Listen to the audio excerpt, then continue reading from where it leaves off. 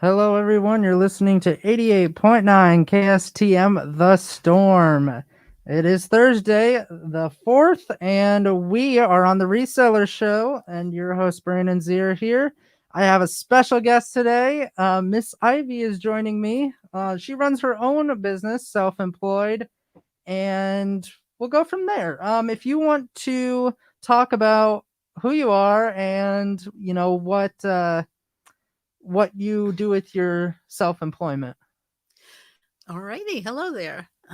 I run a business called Miss Ivy Vintage Market, and I sell things online on places such as Etsy and Mercari. I do a weekly auction on YouTube, and we also do shows in person, antique shows, flea markets when we have the opportunity. I also have a booth in 3 different shops, one in Story City, one in West Des Moines, and one in Des Moines. Perfect. I want to thank everybody who's listening on YouTube. If you have any comments or questions, you can put them in the chat. Feel free to do that, and we can get them answered. So I want to talk about specifically one thing. I know this person because Miss Ivy is my mom, and she gladly came into the studio today to, have a very, very nice conversation about reselling. And one of the things that I remember her buying, and I want her to tell the story, is the gold bracelet. Okay, it was quite a few years ago. I was going garage sailing around Clive, West Des Moines, Urbandale, and I believe it was somewhere in Clive. I had stopped at a garage sale, and I found some costume jewelry at a garage sale there, and when I was done, I was at the checkout, asked her how much it was. She's like, I think it was 50 cents or $1 a piece, and one of the pieces was this really nice heavy link bracelet I thought was pretty. And back then, I didn't know a whole lot about markings on jewelry. I didn't know how to tell if something was a real gold or costume. I assumed it was costume. I wore it quite a few times, kept it in the jewelry box, and then after a while, I looked at it more and I thought, there's a possibility it could be gold. I should take it to a store to have it checked out. So a few years back, I needed some cash for some medical stuff that was going on. So I took it to a jewelry store to find out what it was worth. And turns out they paid me $1,062 for this one bracelet. They said it was 18 karat gold. And I was flabbergasted. I was so happy that helped pay the bills. Yeah, but I will say the most confusing part of the story, though, which I know you didn't get to, but you took it to one store. Yes. They said yes. it was gold. Yes. And then you took it to another store and they said it wasn't. That's right. I took that to 2 different jewelry stores to get different opinions. The first store said it was real. I said, I'm going to go and check out another store and I might be back. So went to a second store and they tested it and said, it's not real.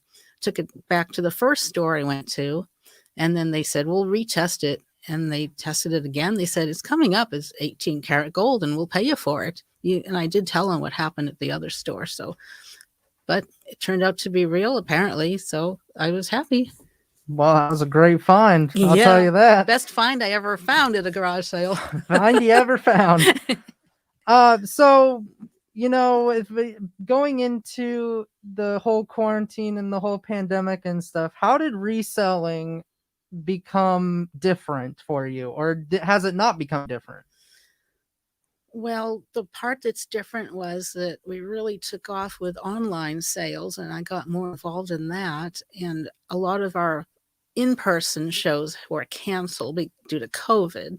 We couldn't go and do our shows like we normally do around the area, the region, the Midwest. So I stayed at home more and listed more online, and that made up for the loss that we had with the shows. And the shops were closed for a while too, but now the shops have picked up again, so they're doing okay right now. Yeah, and you're in how many shops? 3? 3. Was that right? Okay. Mm-hmm. One of the questions I wanted to ask you was, what is your favorite jewelry brand? I know you collect a lot of jewelry and you've got little pieces here and there, but what's your favorite overall brand? I don't know that I have a favorite brand. There's so many that I like. I like Miriam Haskell, the mid-century jewelry, big brooches with seed pearls and rhinestones, and I like Eisenberg Ice, Trifari, Monet, just a lot of vintage jewelry that had good quality metals and heavy duty chains and bracelets.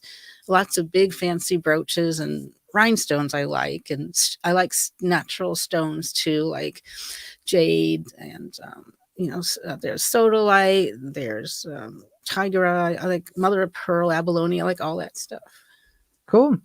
So what was the age that you got started in doing reselling? Because I know you started really young. Yes. Well, I had my first garage sale. I was 10 years old. I didn't even advertise it. But my parents' house was right a block behind the local high school. And so I just threw out a bunch of stuff in the yard, put up some tables, and was just waiting for people to come. And when the school got out, a lot of the high school students came to my garage sale and bought some stuff from me. So I was 10 years old and I made it like $12. I was very thrilled. And that's how I got started. I wanted to do it again. And then before you knew it, I was dragging my parents to do a show in Massachusetts. And we started out very humbly with like a piece of plywood and a couple of crates as our table and a wooden ironing board. So that's how we started out doing flea markets. I got my parents involved in it. So especially after my dad retired, it was a nice little extra income for them. So That's nice. What flea markets did you do out in Massachusetts? Yep, that's where I spent my childhood and grew up there. There's a town called Revere. They had what they called the Revere Flea Market. We went there. The first one we started out at was north of Boston in a town called Dracut. You could go there, and for $5 or $10, you can set up your space. And then there was a Merrimack College in North Andover, Massachusetts, was one of my favorites. They had a big outdoor flea market. We would line up in our vehicles at like 4:30 in the morning, and then they would direct us to our spot. We would set up in the parking lot, and there would be shoppers there with flashlights before the sun came up to buy stuff. It was really amazing.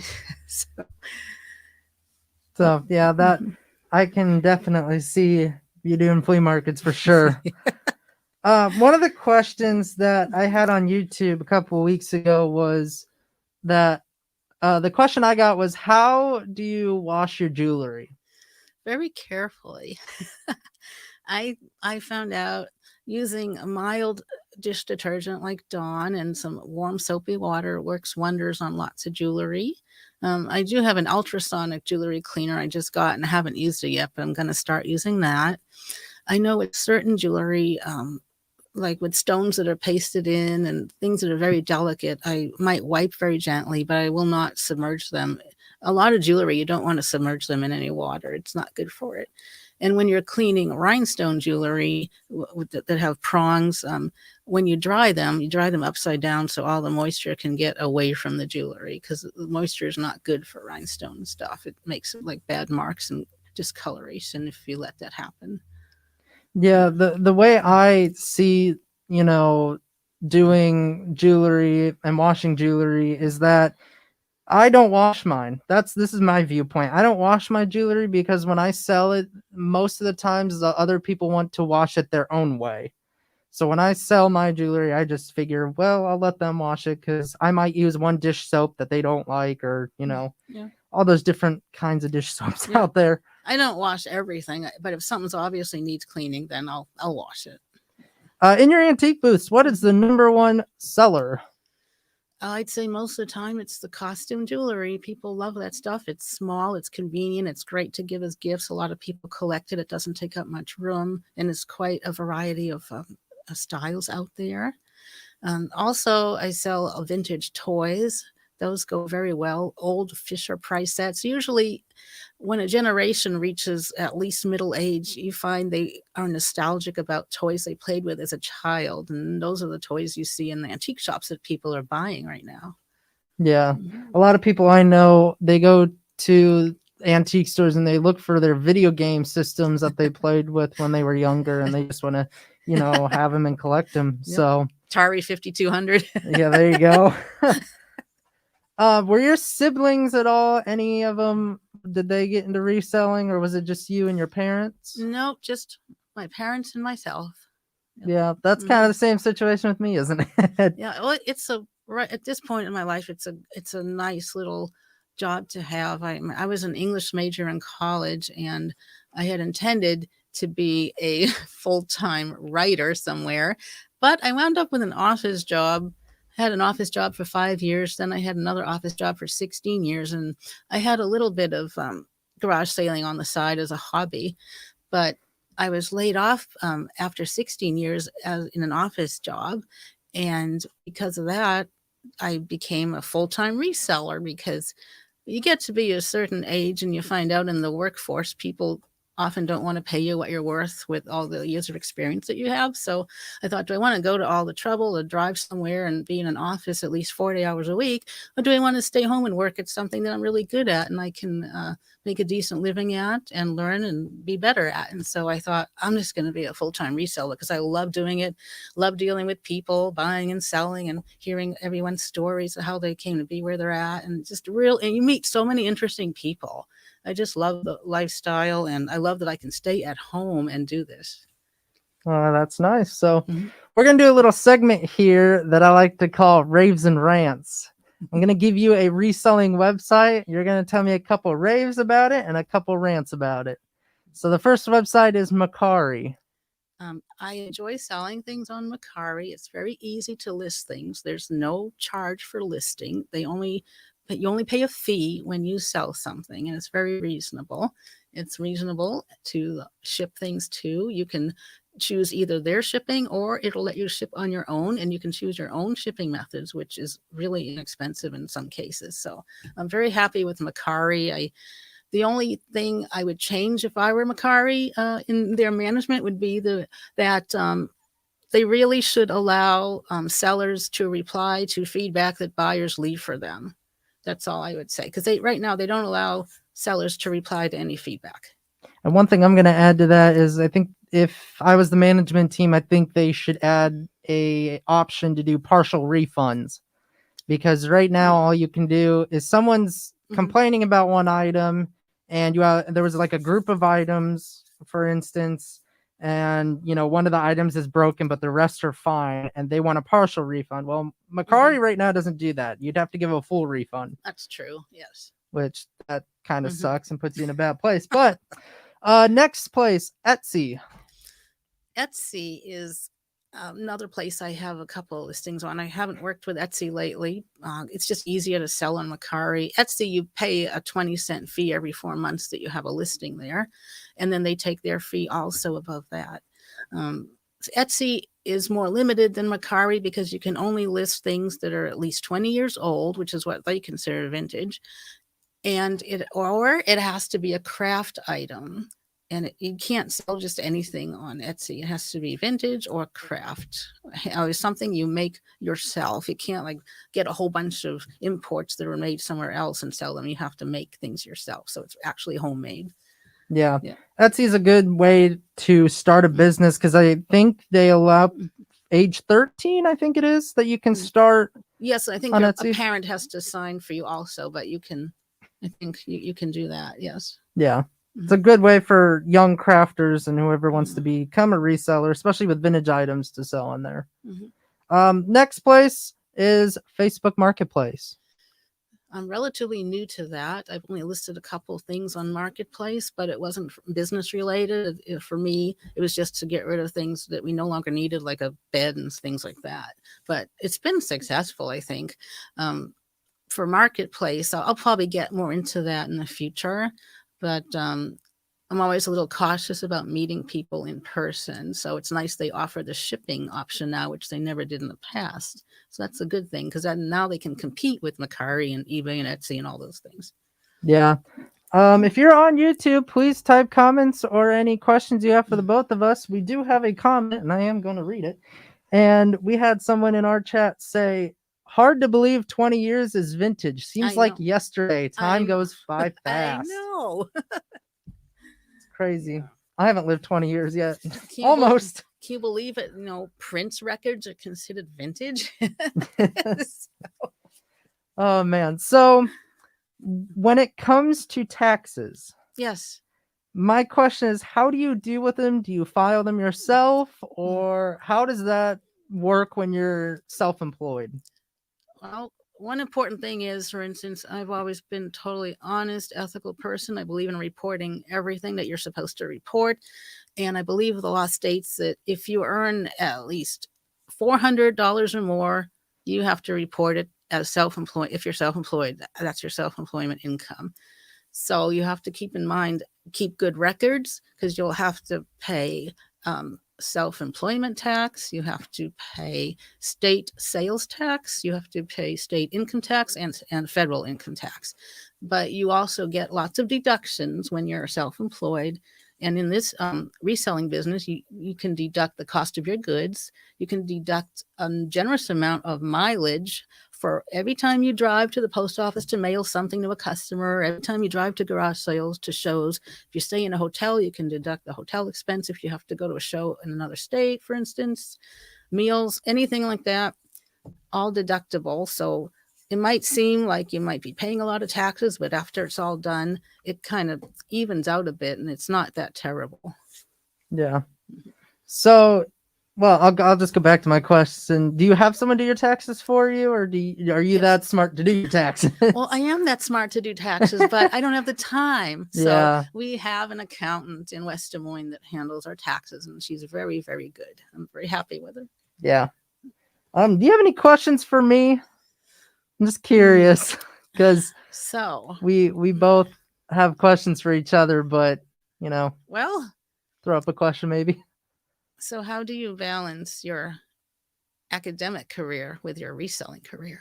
Yeah, that's a good question. So I try to make my academic schedule, enough credits, but in the times where I can still work on my business.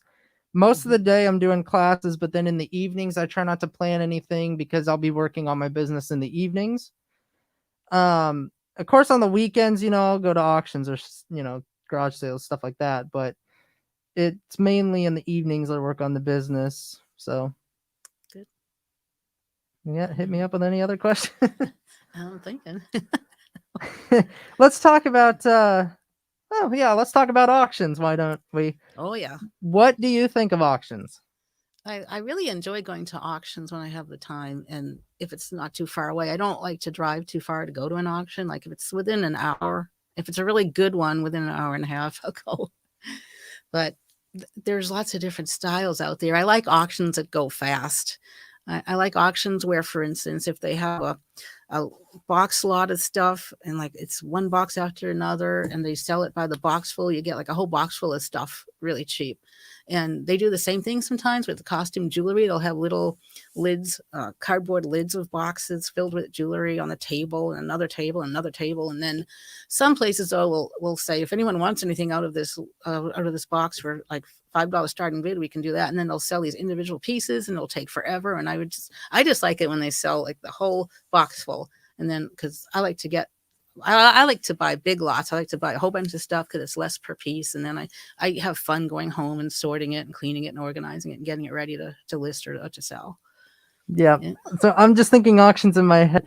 Talk about, because I want to hear the story again. I want to hear the fire story. Okay.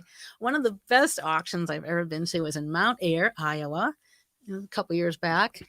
My husband and I drove a van down to Mount Ayr to this auction. We were there all day. It was in the middle of a summer. It was super hot, like 94 degrees out, and it was sunny.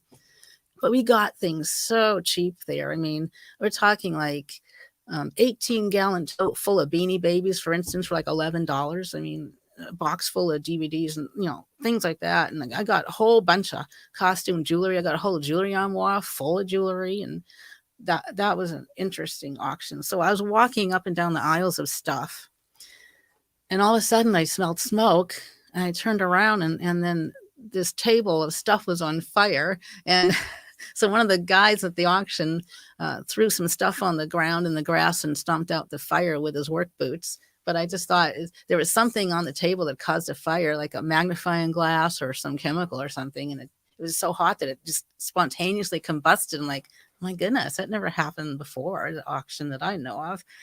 So that was kind of creepy. But it just happened like after I walked by this table. I was like, I'm glad I wasn't standing there looking at something and leaning over, or else my hair might have caught fire or something. Thank goodness. But Yeah. yeah. So begs me the question, do you prefer online auctions or do you prefer in person? Oh, I definitely prefer in-person auctions. I think there's less competition. There's not like a whole bunch of people online bidding on the same thing, and from around because you can bid on stuff if they offer shipping, around the whole country. And you go to an in-person auction, it's pretty much just the people that are there. Yeah. Mm-hmm. And the one thing is that some places spend a lot of money on the shipping supplies, which then that also gets, sold to the buyer, what am I trying to say? The fees to the buyer. Any of the fees that go to the buyers for like shipping supplies, boxes, whatnot.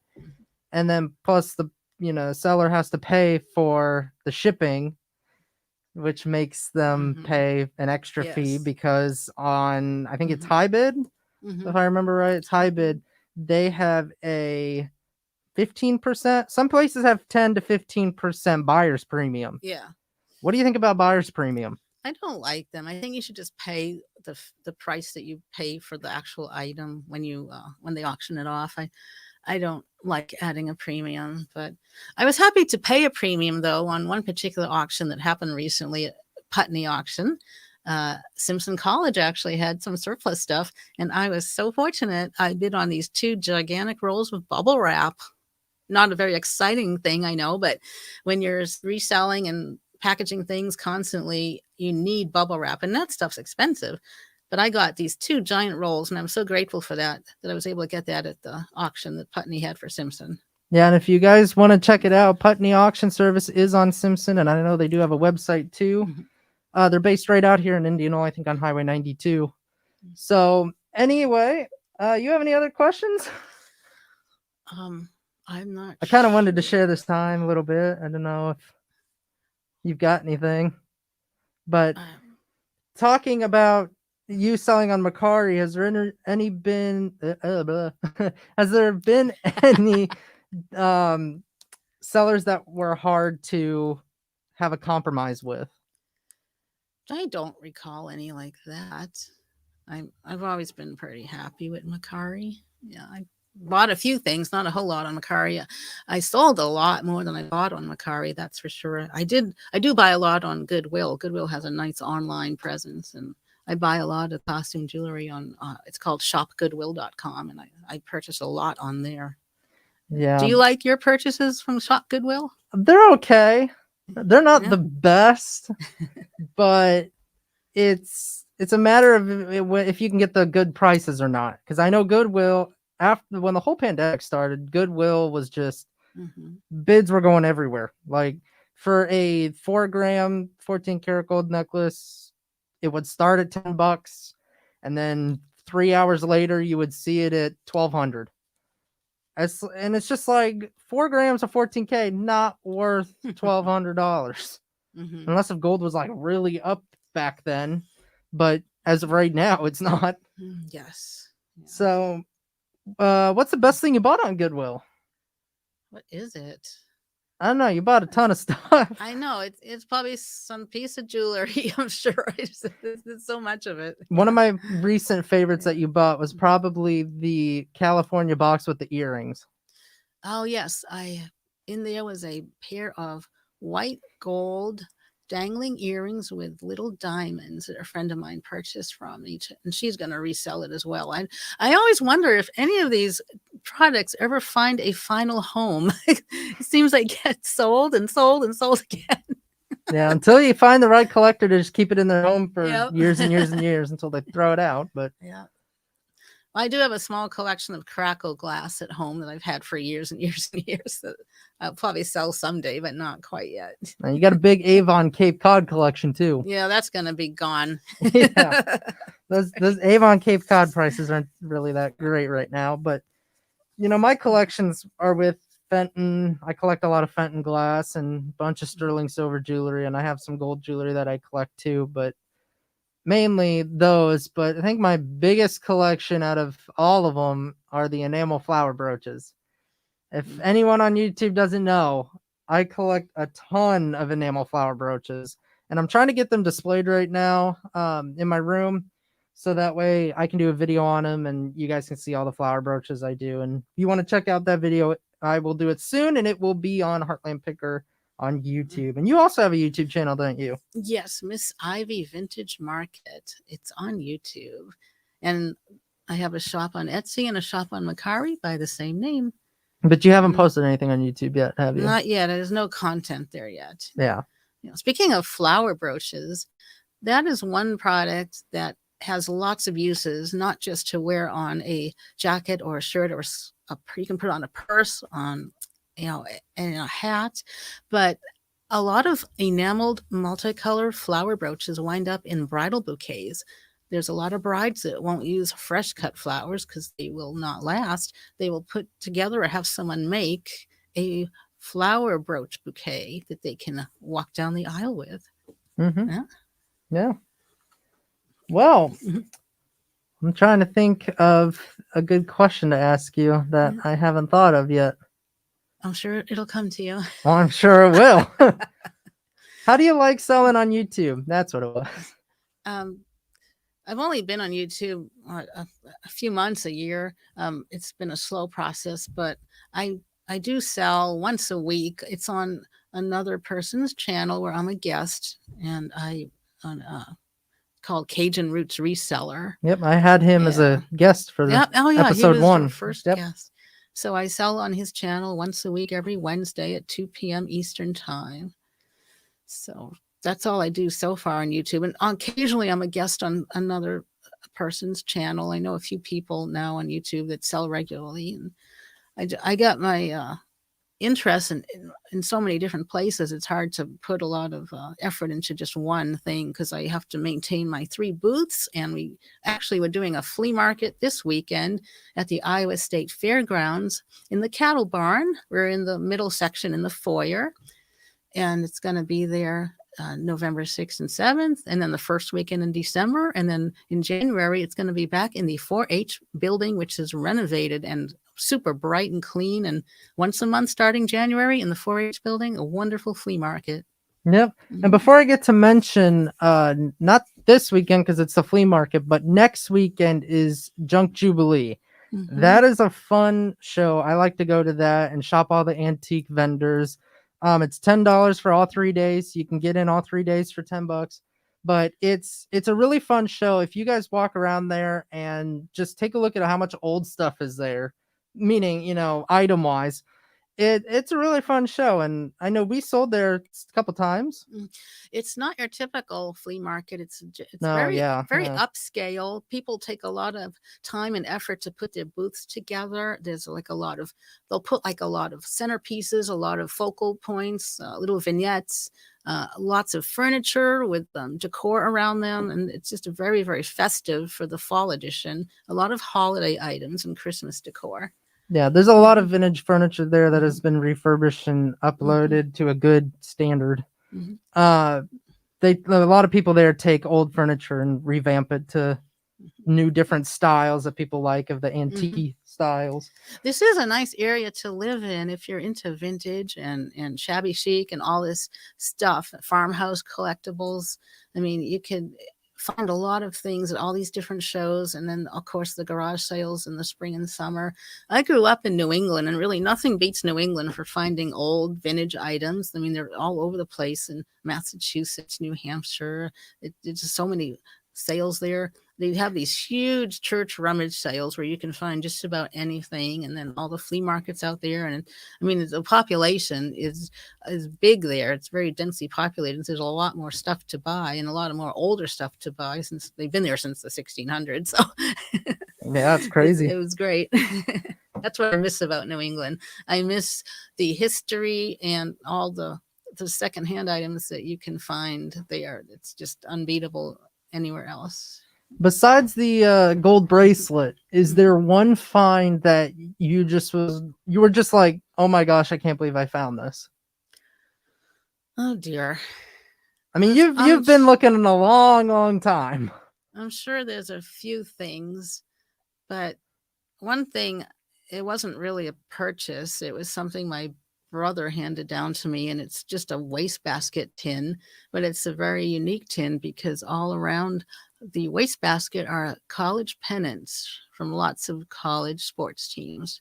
And then a few years later, I was at a garage sale and I happened to find a tin with handles and a lid that matched that wastebasket with all the college pennants on the tin. I'm like, this is awesome. Yeah. Yeah. So there is an auction company. I really want to talk about this because this is one of our favorite finds out of all time at an auction. But there's an auction company that we went to, and actually there was two auctions happening in the same time in this town, and one was at the other, and one was at one down a block away. You went to the one of them, and what was in the jewelry box? Oh, there was two sales like a block away in Panora. Mhm. Yeah. And I was running back and forth between the two auctions, and I bid up to $55 on this vintage jewelry box with some costume jewelry and stuff in it. And so I got that box for $55. And I guess when I was away, a lady remarked to my son that, oh, why did she pay $55 for that? There's just junk in there. It's not worth that. So anyway, when I got home and examined it, there was at least two men's 10-carat gold rings in there and some other good stuff. And honestly, from what my friend paid me and what I made elsewhere, there was about $1,000 worth of jewelry in that box. So I was happy just about crazy. that. Yes. That is crazy. Yes. I remember I bought something on Macari. It's got really nothing to do with auctions, but I bought something off of Macari and my eyes were just blown away. I bought this many times, and this one lady out of California had all of these home shopping network rings that she would be listing on Macari, and like it'd be 3 rings for $30 or $40, something like that. But she did not know that they were gold. I mean, she would say that they're gold toned, like the metal is gold toned, but she didn't know that they were actually gold, and they had cubic zirconias in them. They weren't diamonds, but they were cubic zirconias. And I bought them, I got them sent, to the house and whatnot. And I opened the package, and all of them are marked 14 karat gold or 10 karat gold, whatever amount of gold it was. I just could not believe that this lady was getting rid of all these rings so cheap. So every lot she had, I'd be buying it and then going to scrap the rings, buying it and then go scrap the rings. But have you had anything like that crazy? Anything happen like that?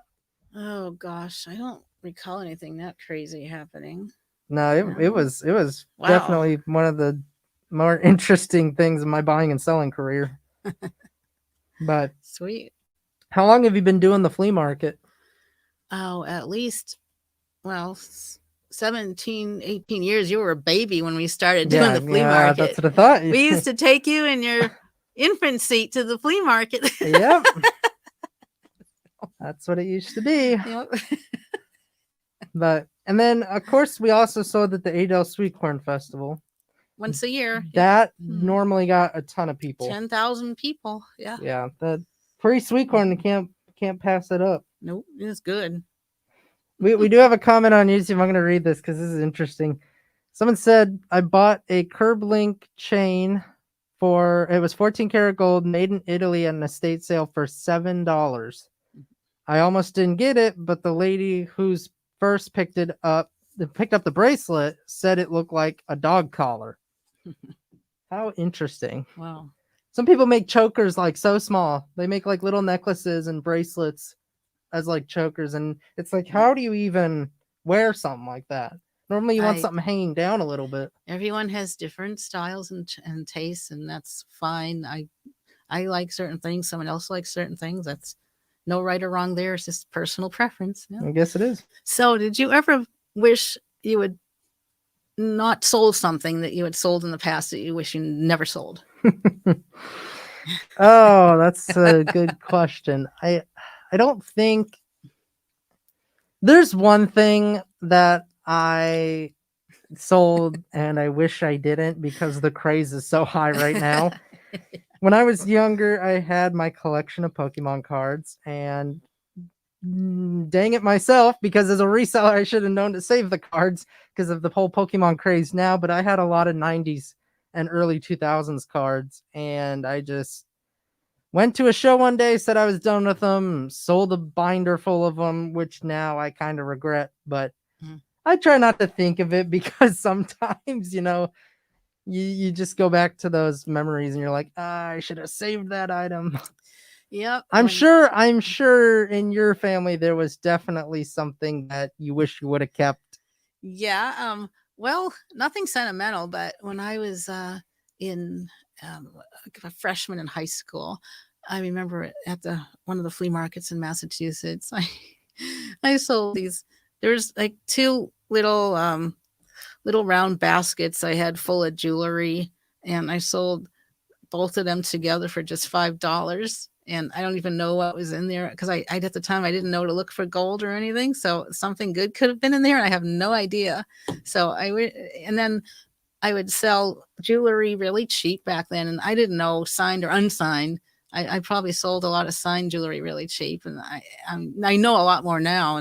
But that's how you learn. Experience is the best teacher, and kind of indirectly though, I wish when they were alive, my grandmother never would have thrown out my dad's old baseball cards from the 1920s. So, well, Yeah, you probably could have been a millionaire by then. who knows? Well, I don't know about that. But, I mean, 1920s cards, I mean, you're talking. yeah, there could have been a Honus Wagner card in there for all I know. Yeah, you're talking old cards. Yep. For any sports cards collectors, that's probably hard for their ears to hear. Yeah. I do have to find a marble expert because I have a lot of marbles that I'm afraid to sell because I don't know which ones are valuable and which aren't. So that's my next on my list, is to find a good marble collector or buyer. Yeah.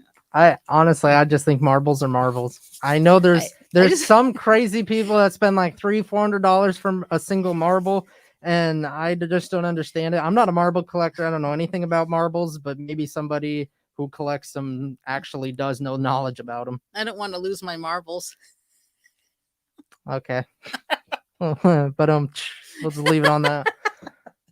Anyway, so wasn't there an auction you went to though that someone bought one marble for so much? And I have no idea why. It was a country auction in the town of Bridgewater here in Iowa, and an older gentleman kept bidding up this marble. He eventually bought it. It was like a yellow and brown marble, just a one marble, $210. And I have no idea why. I was so curious about that. And that's what got me to thinking, I'm not selling my marbles till I do some research or find out about them. Yeah, definitely don't want to lose your marbles. No. But so I'm going to keep laughing at that joke all day long.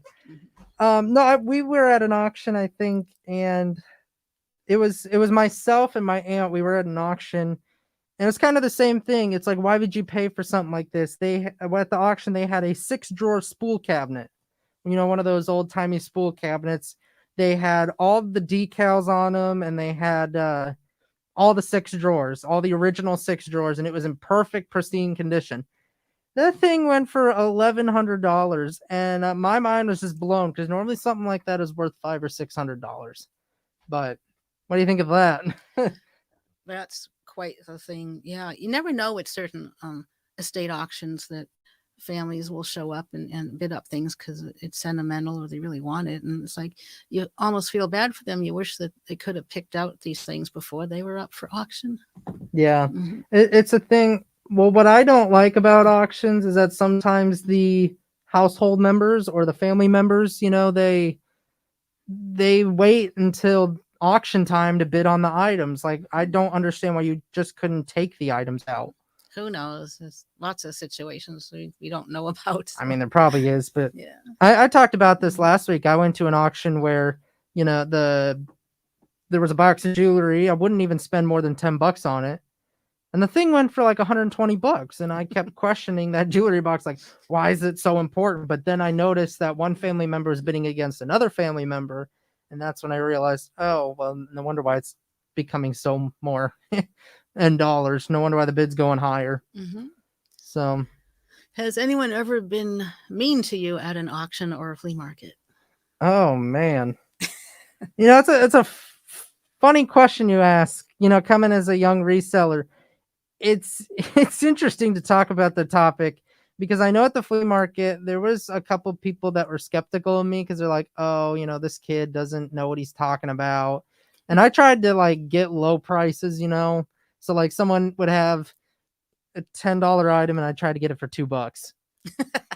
Like they wouldn't do that. But now I know that was back when I was like 10, 11 years old. They still wouldn't give me that for Kind that of too price. steep of a discount. Well, yeah, but now I know, like when I was 11 or 12, then I was like, okay, well, would you take this $5 item for $3, But it was the experience I had at, where was it? I'm trying to remember. I had an experience at an auction, I think, before with a person A who, tag sale? I don't think it was a tag sale. Unless if you can revamp my memory, but I don't. I thought it was an auction. Am I thinking of the same incident when someone said to you, "Oh, we don't take money from kids." Oh, that wasn't. No. That Oh. wasn't an estate sale. That was hilarious. I'll tell that story. No, I went into an antique shop. Who the antique shop owner has their own tag sale business, or their son runs it or something. But they were an older couple, and I walk in to sell some jewelry and some brooches, really nice stuff, signed stuff like Weiss and Trifari and stuff like that. I walk in there, and the lady was just like, her face was so calm and just like so welcoming. And I ask about, the brooches I had for sale. She goes, "Oh, sorry, we don't buy from minors." What? You don't buy from minors? And I was like 16 years old. This only happened like 3 years ago, 3 or 4. I was like 16 years old, and I'm like, you don't buy from minors. What the heck are you talking about? But it's, some people can't trust young people. It's weird, but I think in this business, as in any business, I think you treat people the way you want to be treated. I think if you're honest, if you're ethical, you'll do well. There's no reason to cheat. There's no reason to like not pay taxes and get in trouble. No reason to be mean to people. I mean, you go through this life here on earth once, and you want to do the best you can and leave a good impression. And I think every profession has some bad apples. You'll find them everywhere. But sometimes I get kind of tired of people demeaning my profession over a few bad apples, like certain resellers that might be too aggressive or greedy or anything. And, there's nasty people in every walk of life, and the majority are decent, hardworking people. I mean, I'm all for reselling. And you think you just have to be ethical and treat people right, and they'll come back and be repeat customers. If you're fair to people, they'll be fair to you. And I like the idea of recycling, reusing. I don't like a lot of waste. I don't like all these goods that are produced that really use up so many natural resources and pollute the environment. And I think the more people that can get into reselling, reusing, recycling, the better the world will be. Yeah, that's the same view on thrift stores.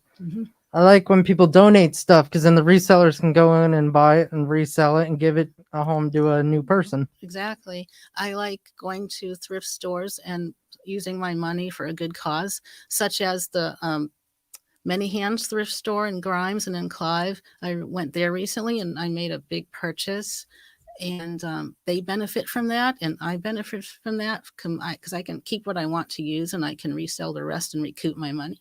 And that's same with HCI. That's another good one. Yep. It's got more vintage stuff and kitchenware and all that kind of fun stuff. But yep.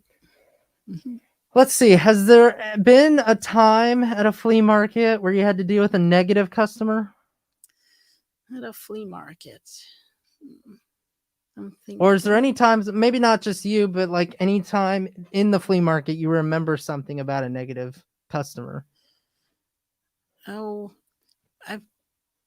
I don't recall having any negative, nasty people come back to me, but I remember a couple of people, usually little like elementary kids or a little older will come back and want to return something because they made an impulsive buy, and I was okay with that. I'm not going to not give them their money back, and you don't want to leave a negative impression or appear to be mean or anything. And so I'm happy to do that. If they're not happy with what they bought and they bring it back in the same condition, that's fine. I'll give them their money back. Okay, without saying too many details, I want you to tell the story when you went to the Adolf Sweet Corn Festival. It's not always, I mean, people should be nice to young kids because they don't know better. But in this case, I'll let you talk about it. Oh, yeah. That was the last festival that I went to there in Adel in August. What happened was a mother brought her little girl back to my booth to explain that the girl stole something from my booth and she was there to return it. And she was sorry she took it. And so I gave a little speech about how nice it was that she came back to return it, and that was the good thing to do. And it's always best not to steal things in the first place because it's people that are putting things out for sale to earn a living and pay the bills and pay off the mortgage or whatever they're doing it for. A lot of us, it's our income, and we don't have any other job. So I explained some of that, and then I thank the mom for bringing the girl back with the item. But the sad thing is that later on in the day, I noticed 2 other little things on my table were missing, and someone took them. And that's the depressing part is you can't watch everything 24/7. Sometimes you have customers and you'll be distracted, and someone who's bent on stealing something can just steal it. And to me, this is very sad that people have to do that, to steal something that's very inexpensive to begin with. And I just wish that wouldn't happen. But, that's can be an unfortunate part of the business that you encounter at times. I mean, thankfully, it's not that common. I have, stuff in 3 different shops, and I hardly ever lose anything that way in the shops. Thank goodness. Yeah, they got cameras in the shops. Yes. But the irony about the situation with the Sweet Corn Festival was that the police department was supposed to be in the booth next to you. They were supposed to be, yeah, to have a community booth there. I wish they did. Yeah, because then you definitely would have had security on your booth. Yeah. Free security. Yeah. But we're nearing down to the last 10 minutes. Is there any other comments or questions you have at all? We covered a lot of topics. I just hope that all my friends and family realize that this is a real job, and I put in real time and effort to do this. I'm not driving to an office, but I am working. I'm cleaning, I'm organizing, I'm pricing, I'm getting things ready, I'm manning a booth, I'm going to shows, I'm listing things online. It's hours and hours and hours of work. I was gonna say, how long does it take you to wash a shoebox full of jewelry? Wash and dry? Sure, wash and dry. Well, probably. It depends what the pieces are, but probably like an hour and a half. That's not terrible. No. That's pretty good timing. Yeah. But I think if you don't have any other questions, I don't have any other questions. Unless we can think of something. Last minute? I don't know. I think I am good. Okay. Well, this has been Miss Ivy. You want to say where your shops are again? I have a booth at Antiques, Iowa in Story City, booth number 9388. I have a booth with the same number in Memory Lane in Valley Junction on 5th Street. And I have a small case, number 223. I'm also vendor number 9388 there as well in Brass Armadillo in Des Moines. And that was Miss Ivy, who is my mom. You can find her on YouTube, Miss Ivy's Vintage Market. I want to thank everyone for listening to the Reseller show today here on 88.9 KSTM. Hope you all have a good day. And until next time, we will see you guys next Thursday.